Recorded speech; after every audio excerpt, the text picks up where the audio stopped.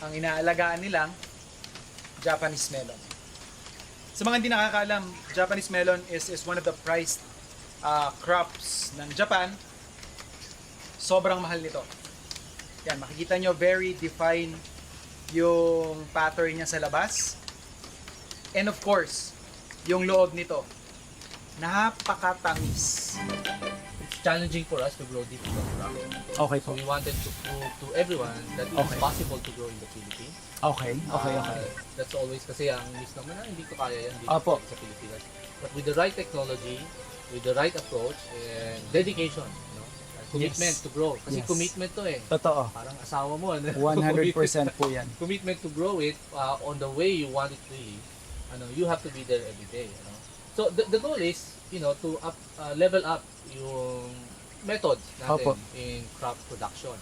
What kind of commitment po ba yung specifically sa Japanese melon? Can you give us example po yung proseso lang na pinagdadaanan niya? Melon kasi, this is only a 90-day crop.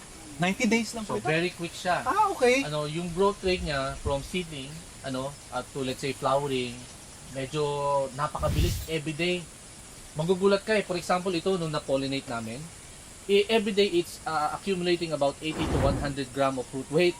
Imagine mo Ganun yun. kabilis. Ganun kabilis. Sinusukat namin diameter. Everyday it's Okay. growing a few centimeter. Pag hindi mo siya sinabayan, may iwan ka niya eh. If they're consuming a lot, you have to be there. Otherwise, hindi mo makukuha yung size na gusto mo. Pero na-mention niyo po, pinopollinate ninyo? Yes, yes. So it means manually pong pinopollinate. Oh yeah, that's also one tricky part kasi yung first time namin, mali ang pollination namin, ang daming deformed, hindi sila nabuo ng maayos. Okay. So, tapos nakakita kami ng advice from a friend sa Japan. Opo. This is how you do it. Tinry namin. Normally, sa melon production, Okay po. we manage the, una-una yung fruit setting Okay. to make sure that you get the maximum fruit size and the uniformity. In order to get that, we have to pollinate them more or less at the same time. Okay. So, and then at the same time, we need to make sure that the plant has the power to support the growing fruit. Okay. Kaya ang ginawa namin, ang advice sa amin ng mga breeders na from Japan and from Holland is you count the number of stems. Normally, Ito po yun. ang pinapatuloy mo lang dyan is yung from 11 to about 14. Very specific, 15, oo, ganon. So, doon mo lang siya papabulaklakin. I-hand pollinate. So, normally, you pollinate three fruits. Okay. So, from the 3 fruits, then you have to wait for it to become egg size. Pag egg size na siya, pwede ka na mag-select from 3 to 1 lang. Oh. So, you only have to select a single fruit per tree. Yan. Tanggalin ko lang yung tangkay. Yan, you see, it's green, no? So, green Yeah. melon. Oh, smells sweet already. Sweet already. Opo. So, here, wow, it's really, really juicy na. Yan. Ganyan siya. Nagluhoy ako. Bako. Mabango na siya. Yan, para makita nila.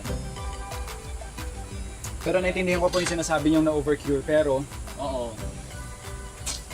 Diyos Mario Joseph, So if you cure it correctly, then you should get a very nice, sugary, sweet melon. pakilala nga po natin itong halaman na ito. Okay, this plant is called stevia. This is a natural sweetener. It's Yeah. a nice alternative to sugar. Dami. So especially for those na yung mga Diabetic. Opo. compared to yung other sugar plant tulad ng tubo, ang sweetness yield nito is parang 5 times or more compared. So ibig sabihin you don't have to plant in a big area Opo. to get the same sweetness. Totoo. So ganun ang kagandahan. Gagawin lang natin dito is basically no application of heat, so hindi natin siya lulutuin. Papatikim lang natin, pagsasama-samahin lang natin yung dalawang variety na meron sila dito, yung kanilang green at orange melon. May iba silang level ng tamis, ng lutong, ng hagod, kumbaga.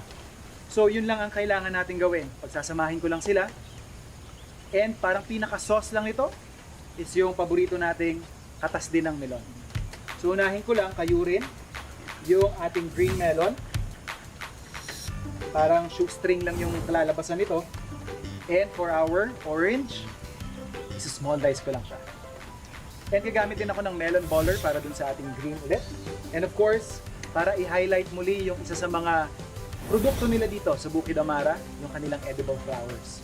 Bibigyan lang natin siya ng magandang presentasyon by providing different shades of deliciousness.